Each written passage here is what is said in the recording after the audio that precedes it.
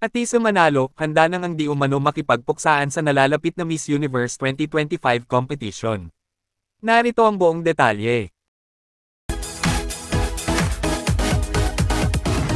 Sa latest post ng ating Miss Universe Philippines 2025 representative, na si Atisa Manalo, ay di umano'y pinapatunayan niya na handa na siyang makipagpuksaan o makipagbardagulan sa nalalapit na Miss Universe 2025 competition.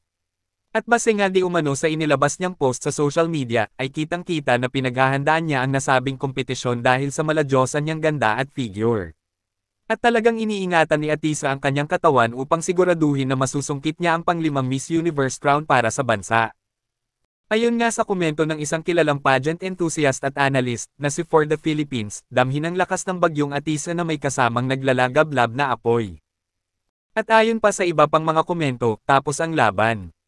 Your hotness, grabe, perfect yung mga pasabog. Kayo, anong masasabi nyo tungkol dito?